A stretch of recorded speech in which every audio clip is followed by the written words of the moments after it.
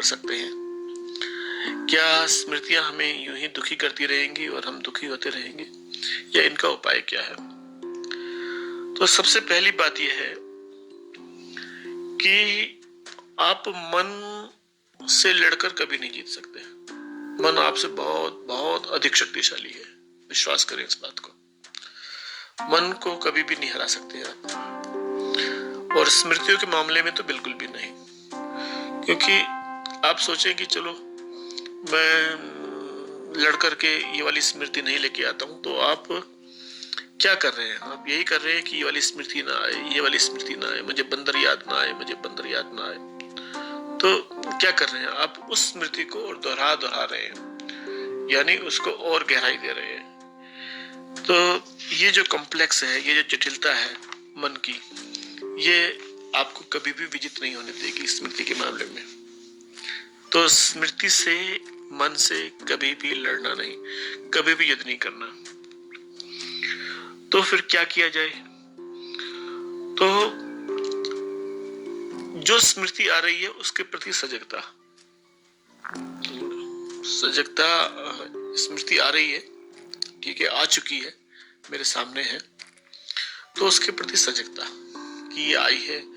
और पहली सजगता तो ये हो कि ये स्मृति है, कोई किसी ने पत्थर फेंक के नहीं मारा है, किसी ने ढेला नहीं मारा है, ईंट नहीं मारी है कि आपका सिर फूट जाएगा। तो उस स्मृति का सामना करें, सजगता के साथ सामना करें। डरे नहीं कि वो याद आ जाएगी और फिर क्या होगा, तो फिर मेरा पूरा दिन खराब हो जाएगा और भोजन नहीं पचेगा वगैरह वगैरह। तो सजगता के साथ स्मृति का सामना करना, यह पहला पाठ है, पहला लेसन है। जब आप स्मृति से भयभीत होते हैं, डरते हैं, तो डरना अपने आप में एक आमंत्रण है। जब किसी याद से आप डरते हैं तो ऐसा समझे कि वो याद रास्ते में ही है, वो आने ही वाली है। तो डरना छोड़ना होगा और उसका सामना करना होगा, और बड़े प्रेम से, बड़े स्वागत के साथ अतिथि के रूप में उसका स्वागत करें। स्मृति का आ गई है तो उसको पूरा सम्मान दें। तो जब आप स्मृति को सम्मान देना शुरू करते हैं, उसके साथ साथ चलना शुरू करते हैं, तो वो माइल्ड होना शुरू हो जाती है, उसका घनत्व कम हो जाता है, वो तरलीभूत हो जाती है। और जब आप अपोज करते हैं, स्मृति से डरते हैं या अपोज करते हैं, तो उसका घनत्व बढ़ने लगता है, सघन होने लगती है, वो उसकी डेंसिटी बढ़ जाती है। तो यदि किसी प्रियतम की स्मृति आई है, या आप पहले बहुत अच्छे थे, अभी वैसी अच्छी स्थिति नहीं है, तो अच्छे दिनों की स्मृति आई है, या बहुत जो अजीज था उसकी स्मृति आई है, तो स्मृति को सम्मान दें। आखिर वो अरे गेरे की स्मृति नहीं है, आपकी किसी अजीज की स्मृति है, न किसी बहुत प्रियतम की याद है। तो प्रियतम तो नहीं, किंतु उसकी याद को तो सम्मान दिया ही जा सकता है। तो उस सजगता के साथ, उस स्मृति के साथ बहें, और सजगता के साथ बह रहे हैं, देख रहे हैं कि क्या हो रहा है, मन में क्या हो रहा है, दुख हो रहा है, अवसाद हो रहा है, पीड़ा हो रही है, मैं कैसे रिएक्ट कर रहा हूँ। सजगता का यही सारा मतलब है कि पूरा का पूरा होश रहे। और जैसे जैसे ये होश बढ़ता है, जैसे जैसे जागृति बढ़ती है, तो स्मृति बहती है और आप खड़े हो जाते हैं। जैसे नदी बह रही है और आप खड़े हैं, इसी को साक्षी भाव कहा जाता है। आप बह रहे हैं, आप दुखी हो रहे हैं सजगता के साथ, तो स्मृति माइल्ड हो रही है। और जैसे ही आपकी सजगता और सघन होती है, आप स्थित हो जाते हैं। जैसे स्थित प्रज्ञ या स्थित प्रज्ञ कहा गया है, आप स्थित हो जाते हैं, स्मृति बहती है।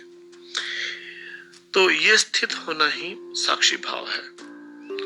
और जैसे ही साक्षी भाव उपस्थित होता है, स्मृति के अंदर जो अवसाद देने वाला गुण है, जो अवसादित करने की शक्ति है, वो नगण्य हो जाती है।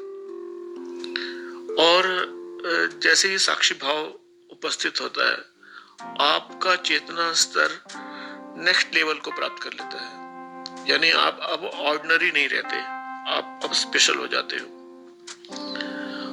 तो इस प्रकार से आप सामना करके ही स्मृति को माइल्ड कर सकते हो, स्मृति से उसका इलाज कर सकते हो। और यदि बहुत अधिक एक्यूट स्थिति है, कुछ गंभीर स्थिति हो गई है, तो आप मनपसंद संगीत सुन सकते हैं। उस समय माला के द्वारा मंत्र जाप कर सकते हैं। माला के द्वारा करें तो अधिक उत्तम रहेगा, क्योंकि माला के द्वारा करने पर आप कहीं ना कहीं अटैच होते हैं। तो माला के द्वारा उसको जाप करते हुए, उसके साथ जाप के साथ रहते हुए अपने मन को डाइवर्ट कर सकते हैं। किंतु ये डाइवर्जन की अपेक्षा सामना करना अधिक उत्तम है। मतलब थोड़ी सी शक्ति चाहिए, थोड़ा सा आत्मबल चाहिए सामना करने के लिए, निसंदेह। किंतु डाइवर्ट करना आरंभिक रूप से छोटा मोटा इलाज हो सकता है, किंतु जो स्थायी इलाज है वो यही है, चीजों का सामना करें। डर का एक ही उपाय है, पानी से डर है तो पानी का सामना करो, बोलने से डर लगता है तो बोलने का, स्टेज पर बोलने से डर लगता है कि नहीं, तो स्टेज पे चढ़ जाओ। आखिर अंततः क्या होगा? स्मृतियों के साथ भी आ रही है, आने दो, है ना, देखते हैं क्या होगा। तो देखते हैं क्या होगा, ये आपको साहसी बनाता है और स्मृति की शक्ति को कम कर देता है। तो इस प्रकार से सामना करते हुए, अपने सजगता को बढ़ाते हुए और स्थितियों का विश्लेषण करते हुए कि स्मृति आई और आपकी हृदय में धड़कन कैसी है, आपके मस्तिष्क के किस हिस्से में दबाव पड़ रहा है, ये सब कुछ विश्लेषण करें। यानी आप जब सजग होकर के स्मृतियों का या स्थितियों का विश्लेषण कर रहे हैं, तब आपका जीवन धीरे धीरे प्रयोगशाला बन जाता है, एक्सपेरिमेंटल लैब बन जाती है, जहां पर आप जीवन के साथ एक्सपेरिमेंट करते हैं, पूरे अस्तित्व के साथ, पूरे ब्रह्मांड के साथ एक्सपेरिमेंट करते हैं। और जीवन एक प्रयोगशाला बन जाए, इससे उत्तम स्थिति हो नहीं सकती।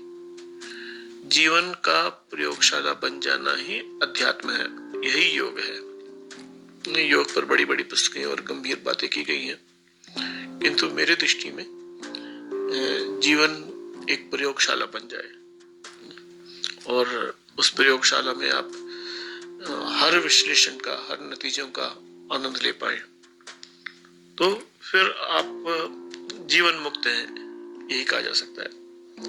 तो स्मृतियों से भागे नहीं, उसका सामना करें, उसका सम्मान करें, सजग होकर उसका विश्लेषण करें और आनंदित हो जाएं। इस विषय संबंध में यदि आपके कुछ शंकाएं हो, प्रश्न हो, सुझाव हो, आमंत्रण है, सभा आमंत्रण है, और आपने प्रेम पूर्वक ध्यान पूर्वक सुना। अतीव धन्यवाद।